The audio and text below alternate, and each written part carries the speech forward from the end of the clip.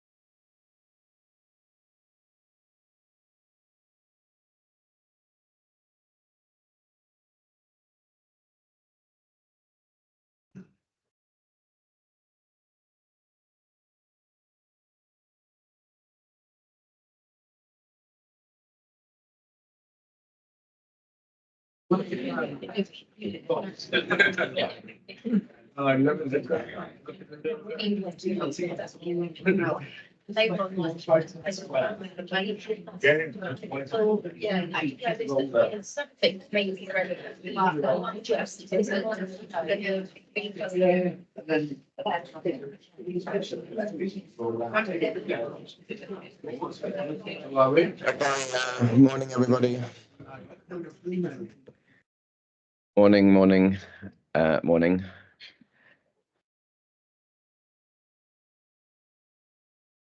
I am like genuinely too old for this shit. I had a really good night. Yeah, I really appreciate it. But I think Tara, who many of you won't know, is young. Yeah, I know. Tara, who's in her 20s, and as the lift opened this morning, she was there at 3 o'clock in the morning. I know she was there after me. Morning. I'm too old. Okay, a couple of things. Firstly, quick apology. I'm sorry for upsetting everybody yesterday. I'm sorry for not holding it together. I didn't expect it to have quite an impact that it did. But it was a serious point as well, of course. You know, I've said it loads of times. I'm really privileged to represent all of you, and you know, I'm really proud that we're not the team. We're not that team. We are a team that deliver care to people, and behind every single treatment, you know, we said yesterday 4,630 people cured. Every single one of them is an individual person, and yeah, I'm really proud of what you do. So yeah, thank you very much, and yeah, that was the point I was trying to make. We're not that team, but I am sorry for upsetting people. So sorry for that. That's one thing. Second thing, I know there was a bread incident at dinner last night, so I can't quite remember who didn't get enough bread, but I got you one from breakfast this morning. So if you want to come and claim it, you're welcome. Another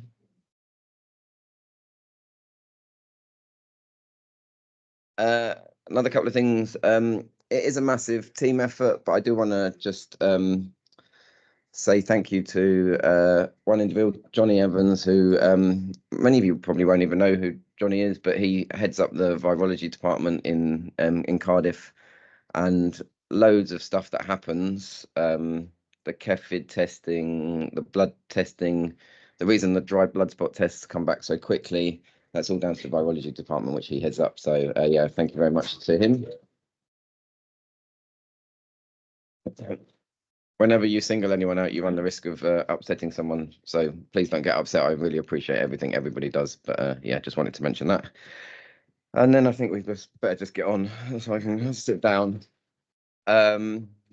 So first talk this morning is from our All Wales point of care testing lead. And I did make a little bit of a mistake in my presentations yesterday because I said that Welsh Government funded Louise's post. So they did fund it initially, but that was then absorbed by Public Health Wales. So she is funded by Public Health Wales, but she's kind of hepatitis C, to begin with. And I think it still runs through her veins. So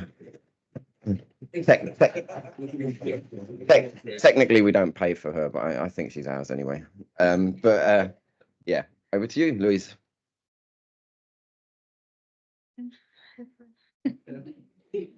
Okay, you're gonna have to bear with me because I'm not functioning as I normally would this morning.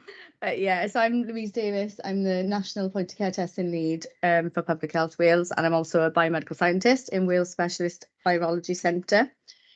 So you heard from Morgan and Ryan yesterday. So they are our point of care testing team. They're two point of care practitioners. They work on a national basis like myself. And although we're a little small team of point of care practitioners, we're part of a much wider team within the Wales Specialist Virology Centre. And so I'm just going to give some brief updates from the last conference, April 23 to 24. Briefly talk about the pathways in the prisons, what we've been doing in the community. I know we heard a lot about it yesterday. What we've got next on the agenda, and just some laboratory updates. So there's been ring-fenced funding secured to extend the two national point of care practitioner posts, and that's till the end of the Senedd term 26, which will be reviewed yearly. We've had some Welsh Government funding given to us to buy 2 4-module CareFids. They're currently under validation, and then Morgan and Ryan will have a CareFid platform each to expand screening initiatives across Wales. And we were also fortunate in that we had some microbiology underspend to use up at the end of the financial year just gone. So that was £75,000 to buy mouth swabs or lateral flow tests to support service continuation, particularly important for the prison services in Swansea, Cardiff and Berwyn. And also you'll hear a little bit from Paul in a second about the pharmacies that are enrolled to do point of care testing across Wales. So we wanted to include this because we've got some sample collection changes. So we've set about validating the finger stick blood loop sample option for the lateral flow test. So we now have 2 options available. And the reason we set about trying to validate this option was to circumvent the issues linked to food consumption. So we were finding where we were going out into the Hugget, for example, where they were giving out free food vouchers, we were often unable to provide a rapid test to those patients. So we set about validating the sample collection for a finger prick. So now we use that routinely at point of care. We find that we have no invalids linked to that option. The result is available sooner, so within 20 minutes you've generally got your result. And then from the same finger prick, you can do a dry blood spot test for HIV and Hep B and syphilis. And also back in 2022-23, we validated the microcapillary sample collection option, where you put 6 drops of blood into a paediatric tube. And we're also using this routinely now in point of care as well, because if the test fails for whatever reason, we have blood there, surplus blood to repeat the test. And also the CareFids can be very easily overwhelmed, so particularly when you're using a 2-module CareFid. So we're finding we can still continue to test patients because that sample doesn't need to be tested straight away. So moving on to the point of care services set up in the prison. So you heard from Gary yesterday, and they're planning in HMP Swansea to declare microelimination for the second time. We're just pending some data analysis, which Nikki Palmer is supporting. But all new admissions having the mouse swab option in HMP Swansea, and then they're using the mini vet. So we haven't quite moved them over to microcapillary yet. I'm working on Gary, because if you noticed in his presentation yesterday, there was a couple of invalids. So we're hoping that that will reduce the number of invalids, and means that Gary doesn't have to call his patients back for a retest. Gary's helping us with a lot of the training elements. So myself and Morgan will do the virtual sessions, and then Gary will do the theory element, and then we'll step in to do the final competency sign off. There's 10 point of care users currently in HMP Swansea. And from April 23 to April 24, they've performed 1,183 mouse swabs, 76 PCR care-fed tests. They found 24 active infections, and 21 of those have been treated within the prison system. So moving on to Berwyn, right, we heard a lot about that yesterday. So amazing team effort for everyone involved. Announced microelimination on the 28th of February. So it's a complete collaboration with the Hepatitis C Trust and the pharmacists, healthcare teams within Betsy Cadwaladr. And dry blood spot is the primary screening tool in HMP Berwyn, and mouse swabs are only being used for needle phobic patients, or if you need that test rapidly. We recently trained up some more nurses to support Anya with service delivery. So there's 4 new nurses trained to run the care-fed analyzer. And from April 23 to April 24, 79 mouse swabs have been performed, 355 care-feds, and they found 54 active infections.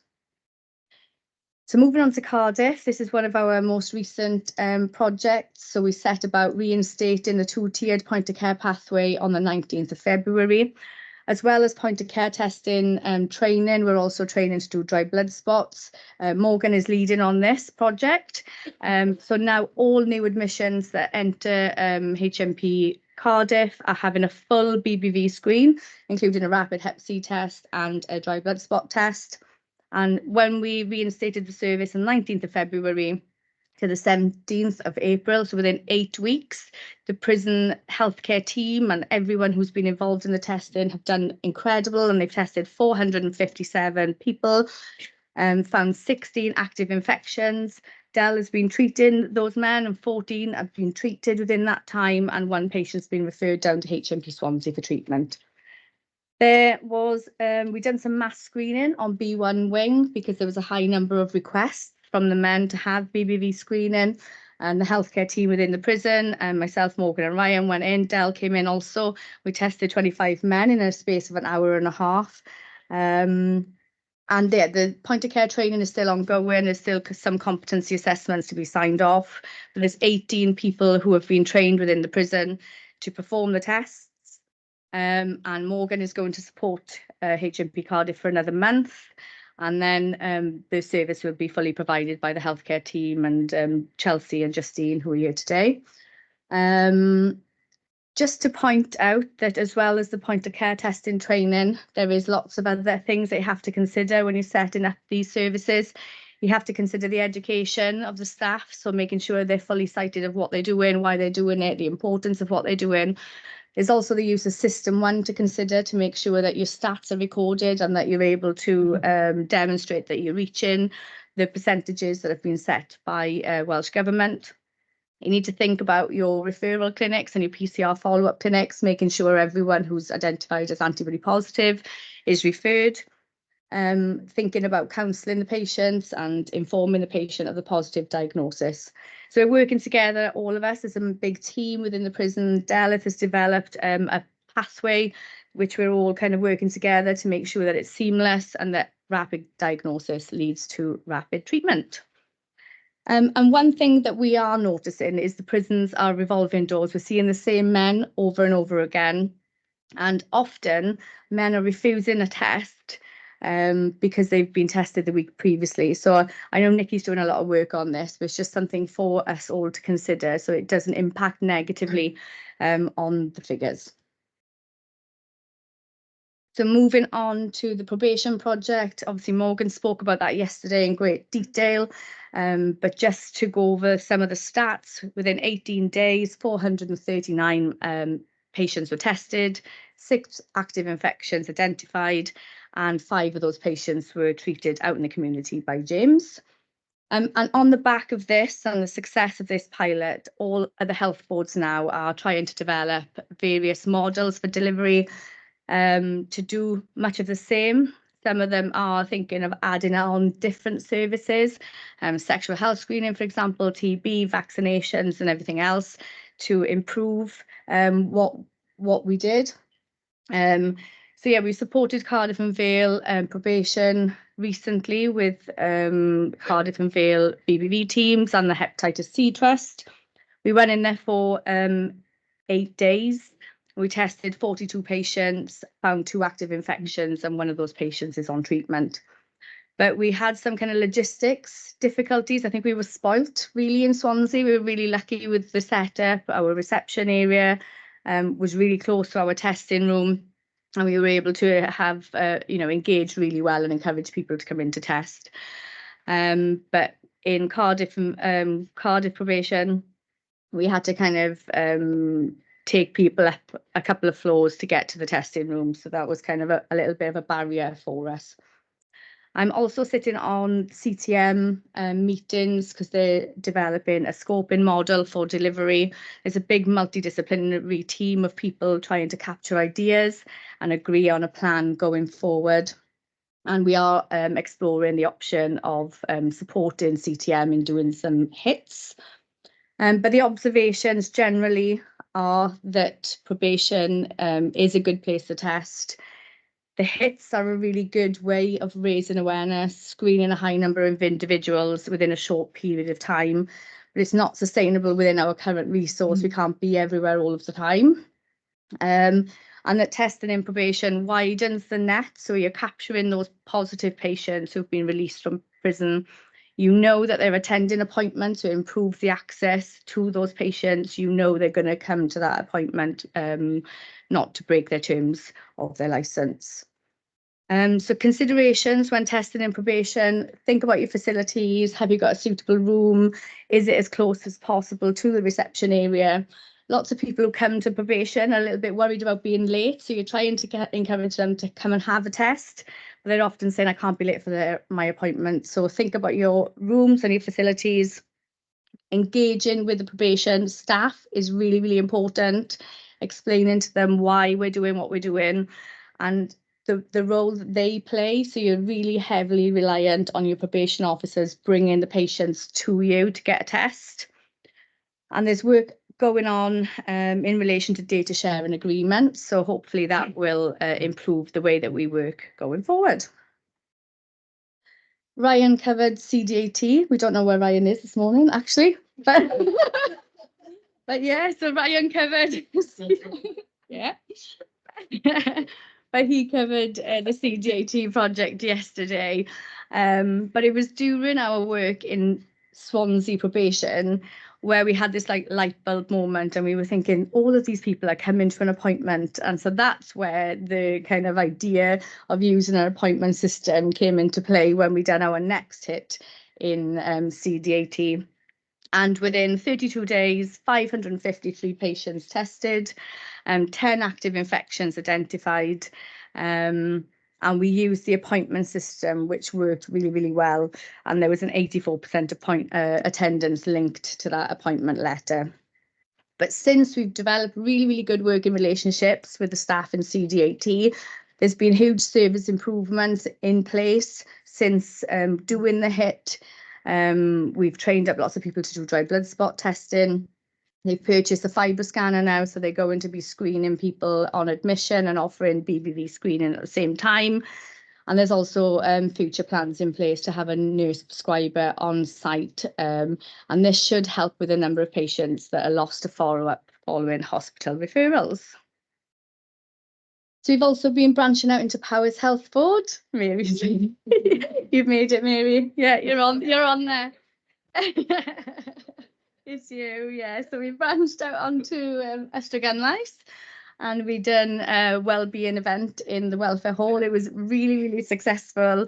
We didn't find any active infections, but we tested probably a lot of estrogen lice during that period, so that was fantastic. And we also spent some time on the mobile testing van Dilys. And we've also been supporting Powys to redirect dry blood spots so they come directly now to Cardiff rather than going across the border to England. So hopefully there should be some improvements for turnaround times and samples going where they should be going. In between some of our larger hits, we've been supporting Cardiff and Vale and doing little outreach work in collaboration with HEPC Trust and with our BBV teams in Cardiff and Vale. We've done some testing and wellbeing event in Cavdas, Gobaith, and we also done a little pilot in a needle exchange facility. So that was really interesting because it was the first time we had done any BBV screening and point of care testing in a needle exchange. But it was a really quite a challenging environment. It was quite funny, lots of people coming to the needle exchange saying they didn't use needles. There was very odd. And there was minimal engagement. So it was very transactional. They were wanting to come in really quick and leave. So the sales pitch was super important to be able to explain why we were doing it and to get the point across the importance of having a test. So point of care has increased testing uptake considerably. In some of the cases, point of care was the only means of identifying patients with active infection. I believe that it really, really will help us reach our targets if we continue to expand point of care testing across Wales. And these are the kind of figures since starting my post back in 2017. These are some of the figures we've put together year on year, or Morgan Ketlin's put together. Thank you, Morgan. And yeah, so you can see active infections in total identified as 414 active infections. And you can see that since starting, we've done 12,116 mouth swabs. So a lot of reporting, and this just isn't just the point of care team to point out, it's everyone who's ever done a point of care test in Wales. So lots of you that are in this room. So what next? We've got a couple extra things to add actually on the back of last night, but yes. So Brendan was right about the networking at 2 a.m. in live lounge. But yeah, so we're planning to go down to Hywel Dda and also work on the outreach bus with Nicola and Kerry. And whilst we're down there, because it's quite a trek to get down there, we're hoping to be able to do some hits in the local hostels. Aneurin Bevan and GDAS have purchased their own 4-module CareFit and they've bought some mouth swabs to go with it. So we're going to go and help them set up that service there. Cardiff and Vale had funding for a 2-module CareFit from the Area Planning Board. I think it's SMAF funding. Hepatitis C Trust helped us buy that machine to circumvent some of the kind of procurement and finance issues that we come across. And the exact utility of that really is yet to be confirmed, but we believe it's going to be used on the mobile testing van for Cavdas and Cavis. And then the point of care team will be helping to set up those services, figure out how those services are going to be delivered, and then just provide some oversight from a quality assurance perspective. So moving on to the laboratory updates, like Brendan said, a lot of work goes on behind the scenes in the laboratory for all of the tests that are the samples that are collected by you guys out in the community, and then a lot of testing goes on behind the scene in the lab. So this letter, John released this letter recently. We've switched over and we have now a different hepatitis C PCR testing platform for our venous bloods. So previously it was batch tested. Now we've switched over to a random access. So all of samples will be tested as soon as they come in. So you should notice an improved turnaround time for your venous bloods for PCR. And also I've put in some figures for the microcapillary sample collections that are done in the lab. So in Swansea Bay and in Cardiff, lots of microcapillaries are collected. They're sent into the laboratory for testing on our CareFit analyzers in the lab. And in total, since we set that service up January 23, 112 patients have had a microcapillary rapid PCR, and it's making a huge difference. And you speak to the people who are collecting these samples, primarily James, HEPC Trust, yeah, the two Jameses. And it's making a huge difference because lots of these patients are really chaotic. Lots of the samples are collected on the streets, and you need that result really, really quick to be able to engage with those patients. And lots of SVRs done as well because difficulties with bleeding.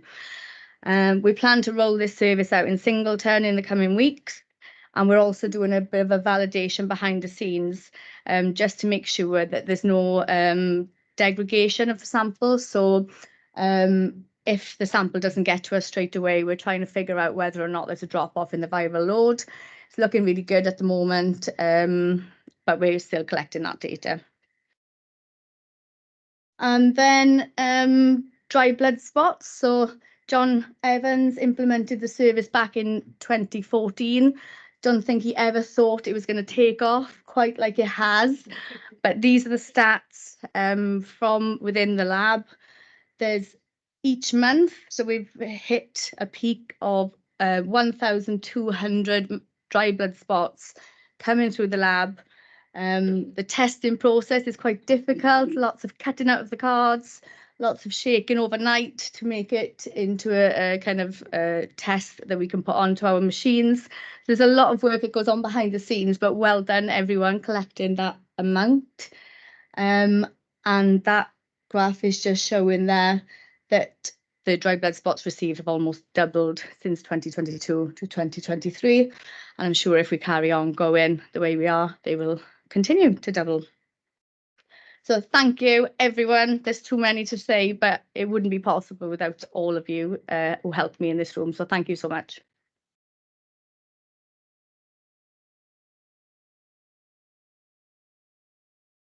We've maybe got time for one question. Any questions for Louise? Yeah, right. Yeah. Oh, he's going. Okay, no questions. Louise, thanks for everything you do. Really appreciated.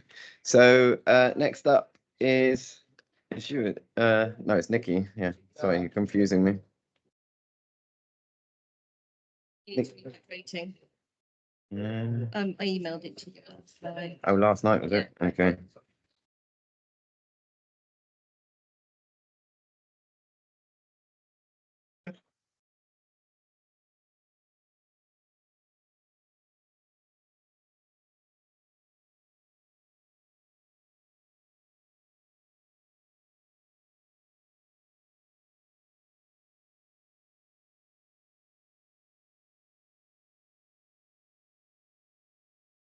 And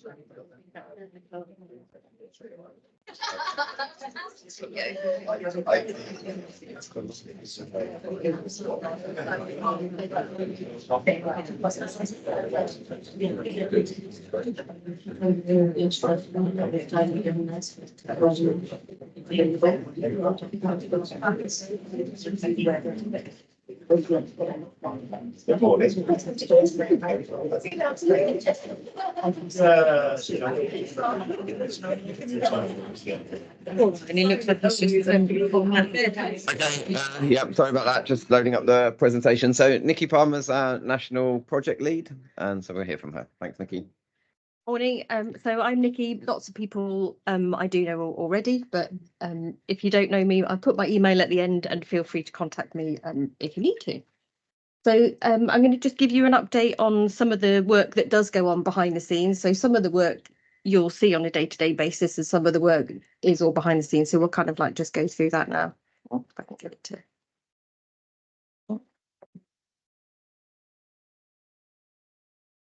So there's kind of three main things that I'm going to go through today. One is about improving availability and access to dry blood spot cards. We're going to look at solutions around third sector services not getting results, and then establishing some a cohort of reports for the prisons.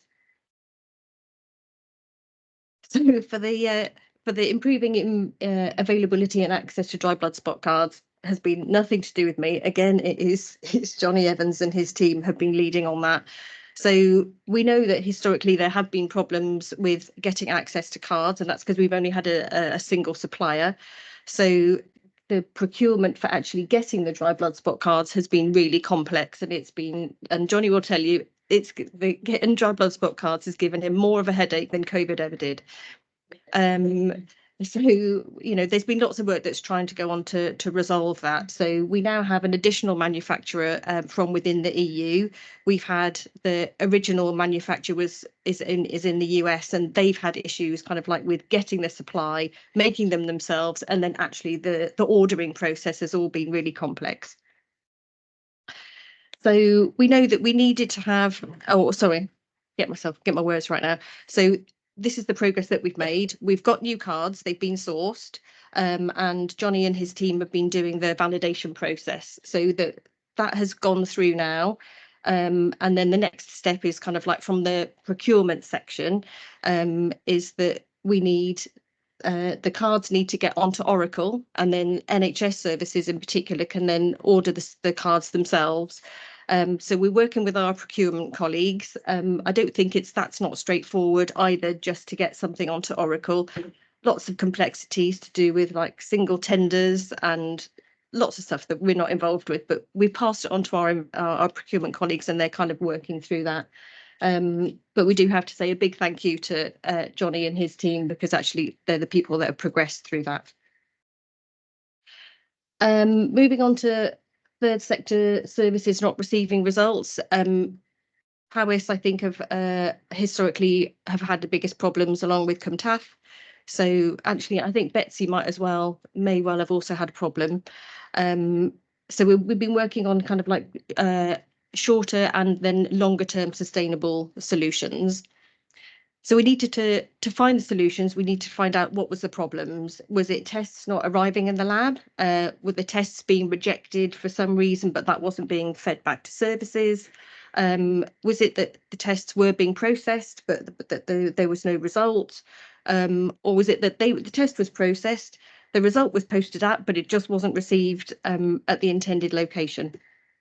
So we've had to look for the solutions. We need to find out what was actually the problem. We've had to do multi-pronged approaches to try and address a number of these issues. One of the things that we needed to look at primarily was that the lab need to know who has sent the test in order to know where to send the test to.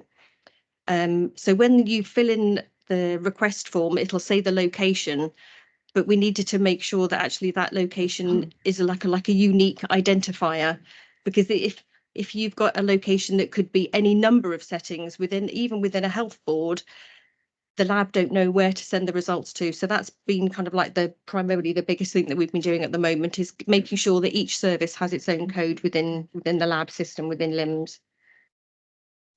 So in doing this, we've worked alongside our Public Health Wales substance misuse colleagues. I don't think Dan is here today, but Dan Harmon was already doing a piece of work from their perspective, and we've piggybacked this onto the side. We've worked with our area planning board colleagues to get an up-to-date picture of kind of who the current providers are, because some of the things is that providers will change, but nobody tells the lab that the provider has changed, or so they might be using a code that's no longer appropriate, or the provider might have changed location, but nobody's told the lab. So that's the piece of work that we're working on at the moment. We've got a list of all the providers, up-to-date postal addresses, contact emails, telephone numbers. So thank you for everyone for sending that in. And what else are we doing? Yeah, so we've got our existing information. We've assessed that against the new information that we've got from the area planning boards. So we've got some new providers where there was no information on LIMS. So we're working with that, and we're existing providers that have moved premises. Those addresses are then being changed. Our LIMS and IT colleagues are kind of like working to make all of these amendments, so to hopefully smooth out that part of the process. And yeah, I did ask Dan yesterday. We haven't heard back from our IT colleagues yet, so I'll chase that up. From a longer term perspective, we really need a sustainable solution, because we're cutting down a lot of trees, sending out paper records, and we know that the paper records aren't necessarily getting there. So, you know, where are they going? It's not really the safest. That's not the approach that we want to use. So ideally, we need an electronic data sharing solution.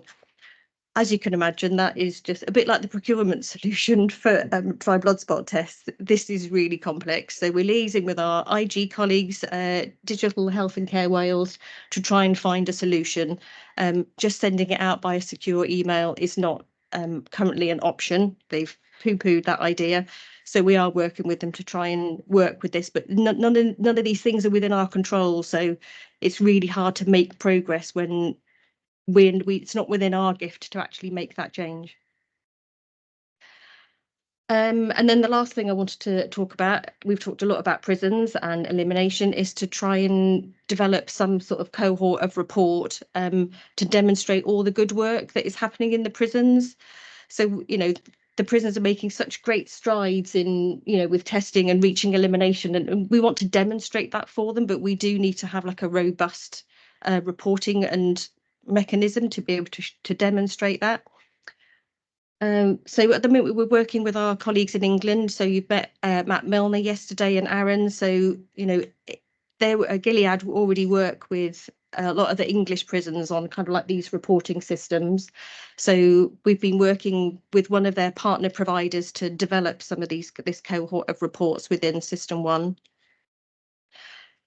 Where are we? So we've got a cohort of reports that we've developed, but it's not quite clear yet kind of like what systems and structure we're going to use. So Peter will tell you kind of like shortly that the Welsh Government are going to be setting up some task and finish groups, one of which is going to be kind of like on data and data reporting, which I think Public Health Wales are actually going to lead on. So we can get this cohort of reports hopefully out to the prisons in the next few weeks. This is going to be like the first iteration. And then there will be more progress because we'll have this set of reports, but it's not clear what we're going to do with them yet. So hopefully this data group will kind of work on some of these things as we go along. What have we got here? Oh, so current progress. We've got the reports. We're just working with the team in HMP Berwyn about evaluating them against their kind of like existing data to make sure that actually the reports are collecting the data that is expected. Hopefully we can roll it out in the next few weeks. Yeah, but we need to kind of sort of like consider this wider reporting mechanisms as well as to how is it all going to feed in.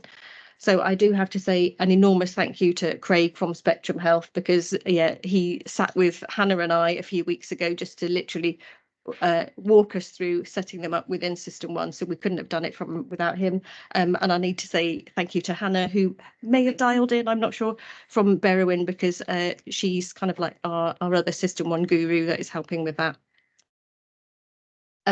Yeah. Any questions, or if you want to contact me about kind of any of these things, just drop me an email.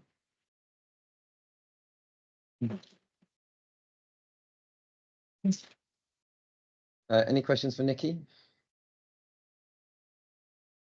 Just to say, again, you know, these are things that are really important actually in terms of helping us track how we're getting on and make sure that we are delivering elimination, and every part of the process is crucial. So I'm really grateful to Nikki for everything she does in that regard. Yeah, it's just good to have that team behind us who are sorting some things out. The other thing that came to mind is obviously we saw yesterday that we've eliminated in Swansea, we've eliminated in Berwyn, and we saw this morning that Cardiff are now starting to pick up testing, and we expect to eliminate there soon. So if there is anyone listening or here or online from Park, Usk, Prescoid, you're next. And once we've eliminated in Cardiff, Park, Usk and Prescoid, we'll have eliminated hepatitis C within prisons in Wales, which will be an amazing achievement. So if there is anyone listening, get in touch, because the quicker we do it, the better. Okay, last in our presentations for national leads is Paul John, or Big Papa, and our pharmacy lead. Is it the speech button, Brendan? Morning, everyone. These microphones might combust with the whiskey. But bear with me. So my name's Paul. I'm a community pharmacy lead. I'm going to do a little overview and on our position and processes in community pharmacies. There were 13 actions as we've been through with the Welsh Health Circular addressing the elimination of Hep B and Hep C, covering recovery plans, sufficient funding, ongoing prevention and improving testing models, one of being in a community pharmacy. So really, why the pharmacy setting? It's basically because they are everywhere, and 90% of the population visit the pharmacy at least once a year. They're also in a critical position to see the cohort of patients that we are deemed to be at high risk. We know 90% of chronic infections are broken down into people who injected drugs, 27% of whom are actively injecting, 62% with a past injecting history, and 11% with no injecting history, and could have come from sources abroad, transfusions and unsterilised procedures. Hence, a good position to try and establish in some of these pharmacies. There's about 200 pharmacies. It's gone slightly up. It does fluctuate, but still offer NSP. But it does hugely vary. We've noticed that some people are signing up to service and not doing any, and some are doing quite a lot of needle exchange. So we take that with a pinch of salt. So the landscape of services in pharmacy is always evolving. The bodies have recognised that, and we've updated to a newer tiered system of needle exchange in pharmacies specifically. And the tiered system really is to try and encourage and reward the engagement from the pharmacy. The majority still lie in level 1 with a minimal fee, and that's purely transactional. If people have the ambition or the support, they can move up to level 2 and give that proactive support, and that's where BBV testing is also incorporated, and obviously level 3 is the naloxone. We've had feedback from the pharmacy, again, trying to encourage them off that level 1 purely transactional, and they've come back and said, well, a little form that they can fill in so we can get a little bit more accurate data. And I've talked to Dan, that does exist, so I'm going to try and promote that in pharmacies to help spark that and to shore up the NEO data as well, making sure that what we're actually putting on in terms of substances is accurate as well. So we've managed actually to increase needle exchange in Swansea, and we've actually, as I'm doing the rounds, increasing the naloxone provision in the pharmacy as well to help prevention. The bloodborne virus module itself, we designed to be simple and supportive. So we've got on our Health Education Improvement Wales platform, which is the platform all pharmacy staff used for their training. We've got a module covering the 3 bloodborne viruses. It takes around 40 minutes, but that's how you get trained in our service as a background. Everyone's got to go through this mandatory training. This module covers quite a lot of things. It's very interactive, how to take a dry blood spot test, how to do a mouth swab. We've got, as I said, interactive things. We've even got case studies as well. So they are, before I actually reach the pharmacy, they've got a good background knowledge of how to do it.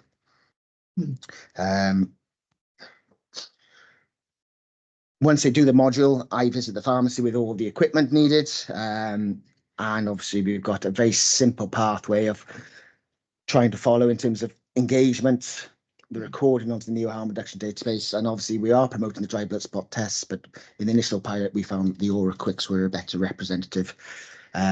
We've also got logbooks as well to help record, so if the computer's not open at the moment, they can record it on the logbook, and obviously enter it at a later detail. So Nikki and I have created some little posters as well. Thanks, Nikki.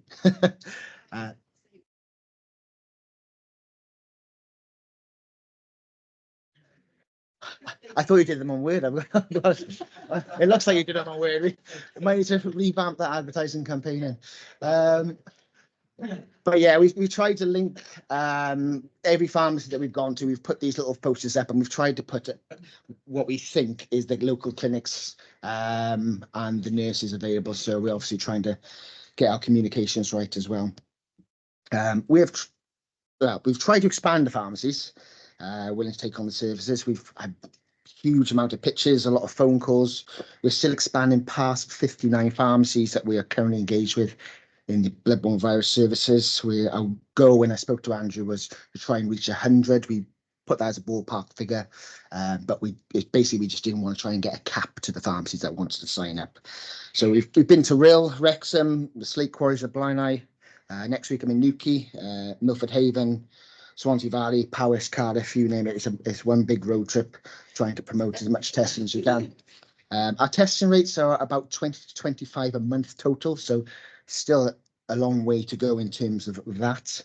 And we've identified 7 RNA positives this year, bringing out medicines to them in the pharmacies as much as we can. We had a little project, as Sarah very kindly alluded to yesterday, a very positive project combining the HEPC Trust and vouchers. I won't revisit it, but we had 55 tested over the course of the project, 5 RNA, so about a 9% RNA positivity rate. I just wanted to briefly touch on other collaborative work we've had this year, and when we screen patients at different sites and pharmacies, and we liaise with the inclusion team in Swansea. This opened up a nice little web. So this is the inclusion team in Swansea. We've got out there the James and Georgie, the BBV team. We've got outreach, sexual health, respiratory physios for smoking, whose aim basically is to check the most vulnerable in their front, well, on their front door, really. But over the course, we've come across this track and trace sort of web that we unearthed, and it started with at the top there, 42-year-old female sex worker who was actually living with her partner and her son. They all used together, all got hepatitis C. The mother and the father have been treated before. The son is refusing to get treatment at the moment. The son is used with one of his friends next door, who's now got it, along with 2 sex workers who live in the same flat. The irony is that this is one floor of flats as well, on Matthew Street as well. On the other side of the flat, so down the corridor, we've got another sex worker who lives there.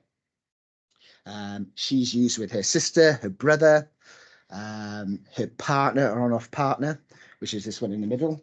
This was an interesting case in the sense that while he was with his brother around Christmas time, his brother, who also contracted hepatitis C, overdosed, found himself in hospital from smoking heroin. Saved his life because of naloxone, and the samples were sent off to Wedinor, so it was a good little partnership there. As of yesterday, the sex worker the 40-year-old there, was in Morrison Hospital, and unfortunately one of our medics had a needle stick injury from her on Monday. She's halfway through her treatments, so that medic has now started HIV PEP, just out of hospital protocols, and then we're going to test him on week 6, 12 and 24, because obviously the incubation period of BBVs, we can't start anything in that respect. But it just shows the collab and the web and track and trace that actually infiltrates from all these different testing sites.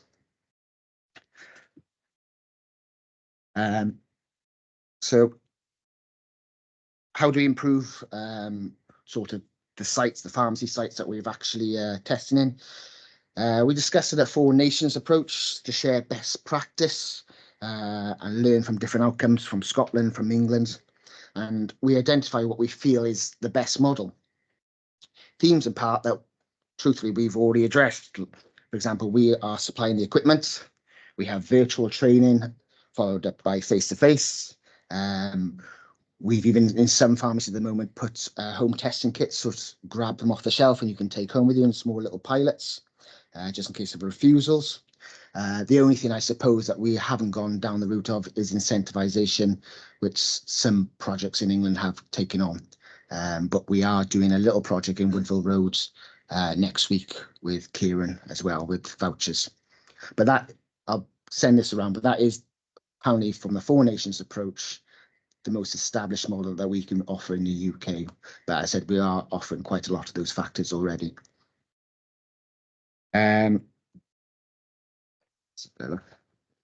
So at the moment, the pharmacy is a very busy place. It's turning into a little GP, if I'm honest, because it's all coming downstream. At the moment, the 4 services in demand away from the classic dispensing are the common ailment scheme, where patients can bypass their GP and get treated for 26 common conditions like dry skin, constipation, fungal infection. So if you do find patients that aren't engaged with the GP, they can go to the pharmacy and get creams for dry skin. Obviously, you've got the emergency contraceptions, the flus, emergency medicine supplies. So you've got a community pharmacy that now runs basically clinics out of the pharmacy rather than traditional dispensing. So that is one of the barriers that we've highlighted, is some people that are accessing needle exchange can't go into the room because there's a clinic running. And again, we've had people wait 40 minutes for common ailment schemes, flu jabs. Our patients aren't waiting 40 minutes to get in the room. So it's still a very opportunistic, but we've highlighted that as one of the little barriers to try and get around. Some of it we can't get around because it's a structural one room in the pharmacy.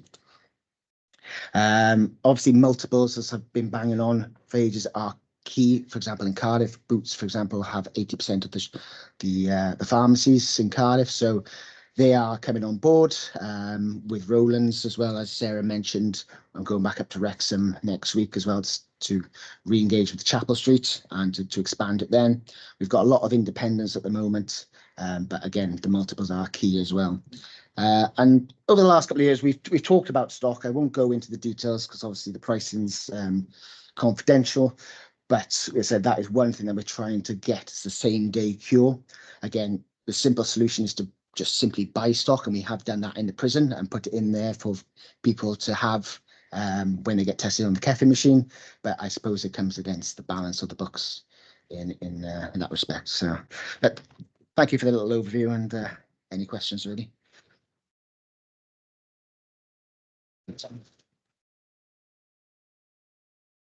So any questions for Paul? Yeah, Sarah.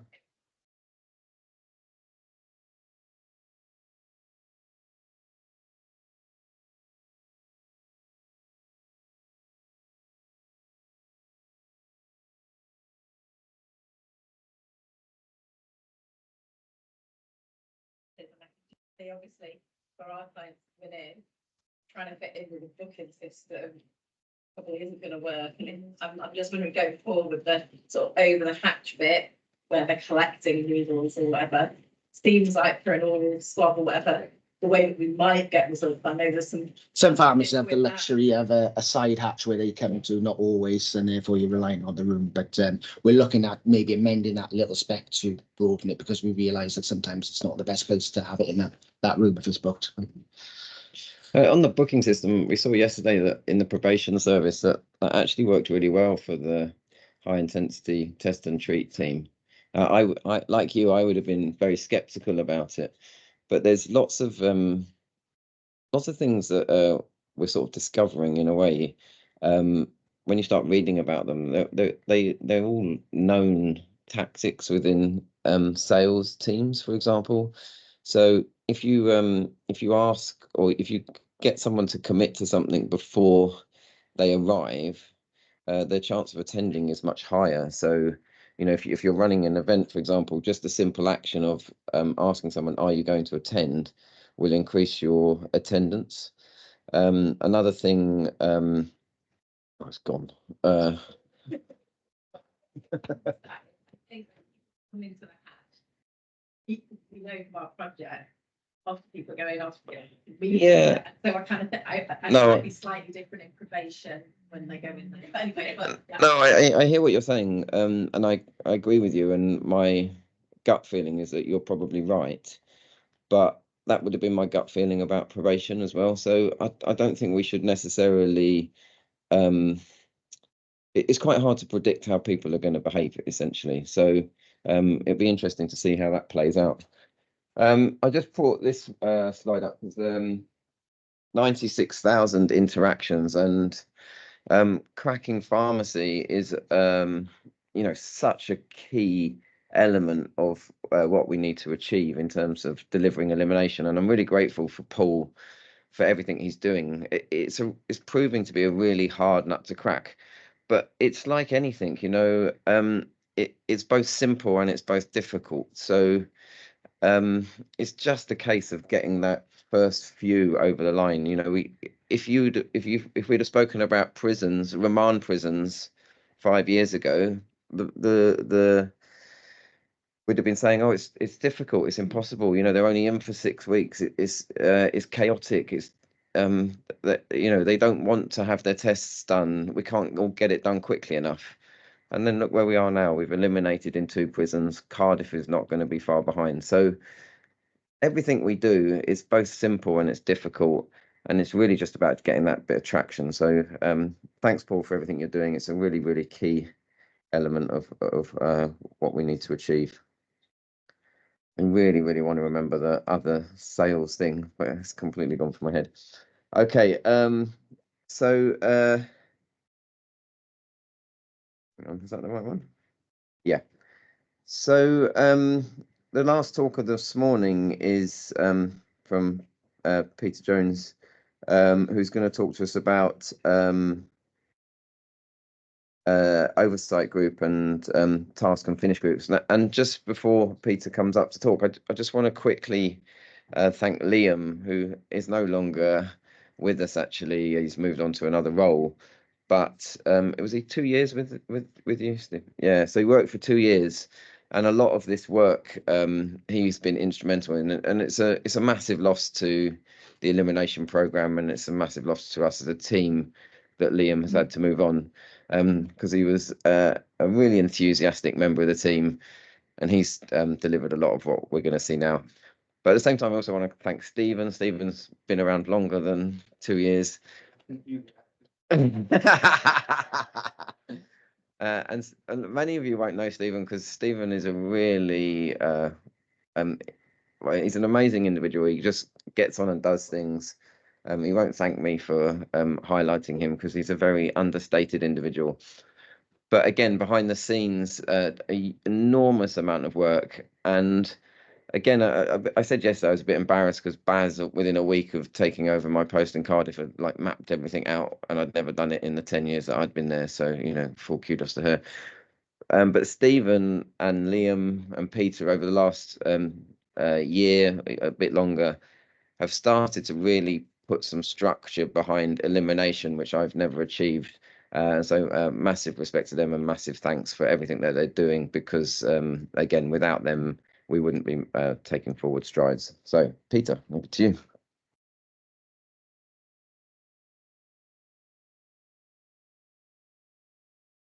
Thank you, Brendan, and thanks to everybody today for having us at the conference.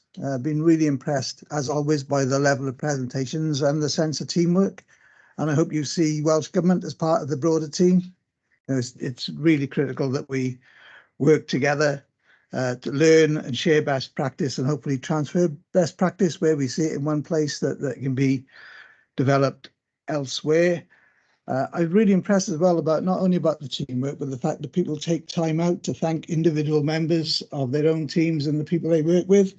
So this morning, Brendan's given me a list of the delegates, both online and offline, which you asked me to read out, but I won't do that, because I suspect coffee next, and I get the inkling that several people in the room will want a cup of coffee this morning, but for no reason I can think of.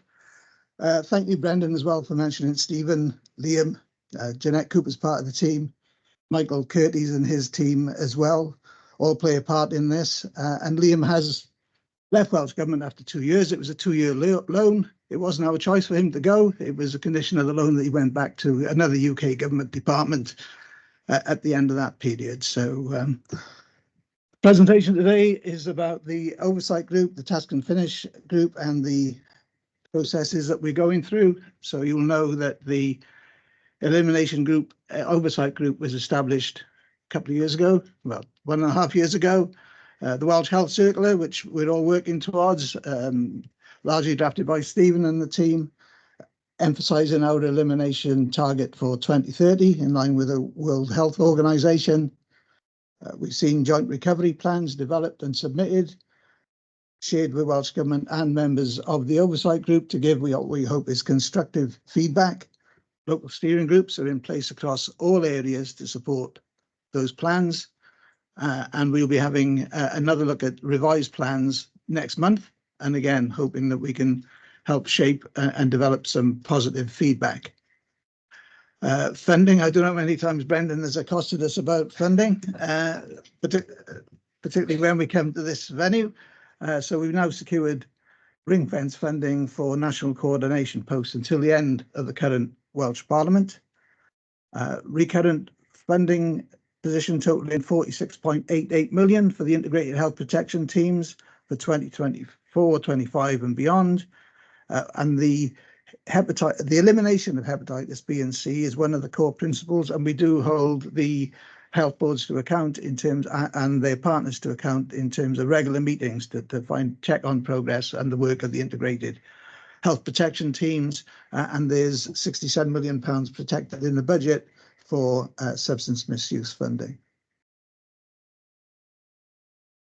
We've identified a number of national action areas reflected in the Welsh Health Circular, so testing and consumables. This is up there, substance misuse services, pharmacy, and we've heard again today how important pharmacy is in this agenda.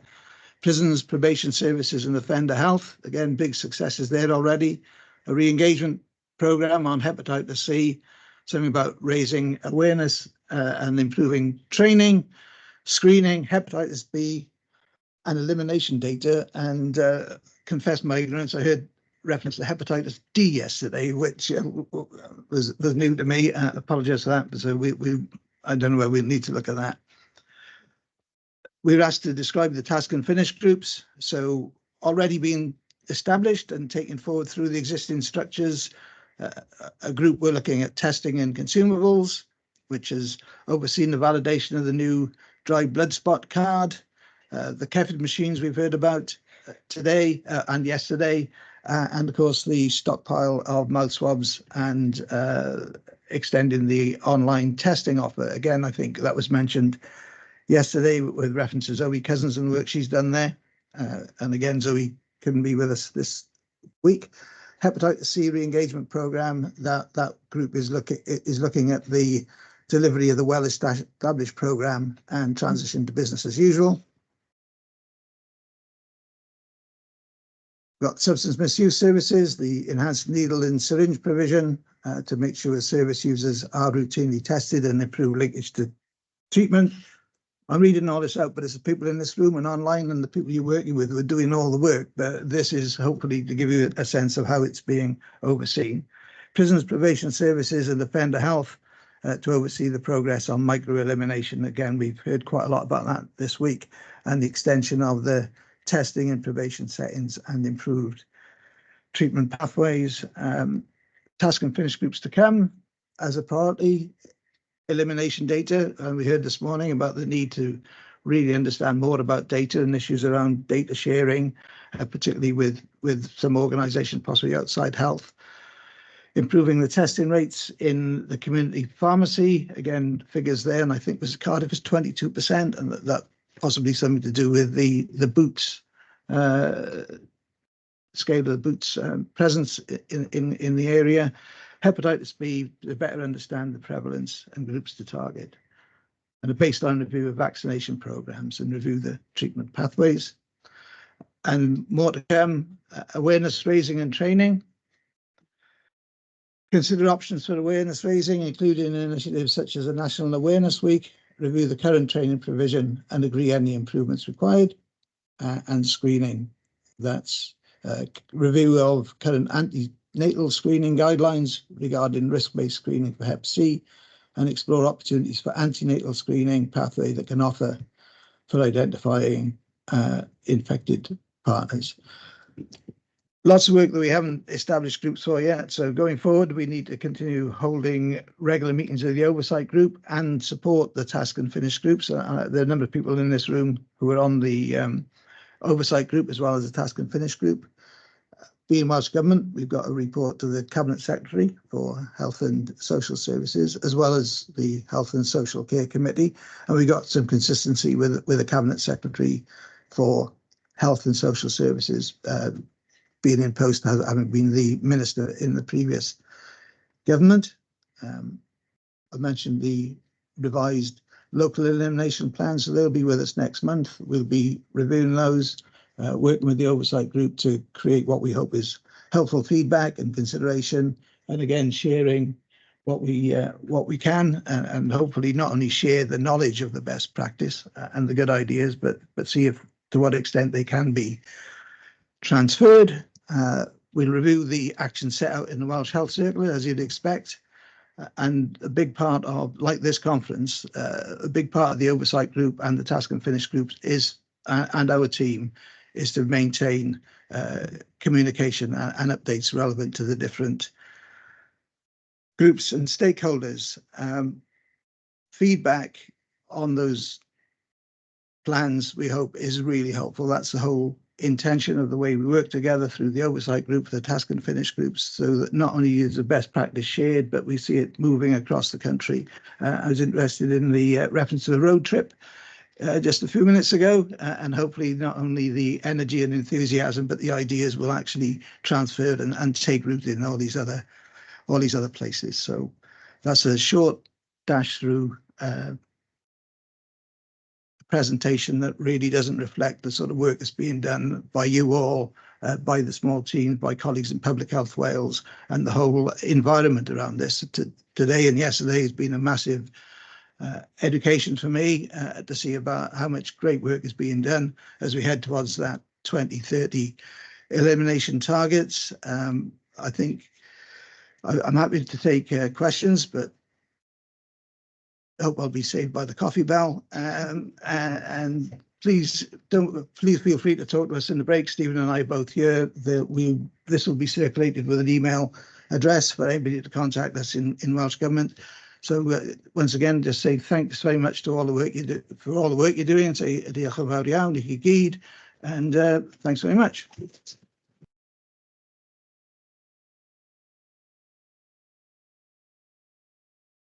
Any questions for Peter? Just in case anyone's thinking of a question, just to say the work that's going on in the task and finish groups is hugely important. Again, you know, they're small things, but they all have to be ticked off. You know, the OraSure testing, the dry blood spot testing, none of it comes about without a huge amount of effort behind the scenes. And every single one of the task and finish groups is tackling, again, things which on the face of it are quite simple, but you know, it's always the logistics of anything which makes things difficult. So thank you very much, Peter. Thanks, Stephen. Oh, Delith, yeah, question.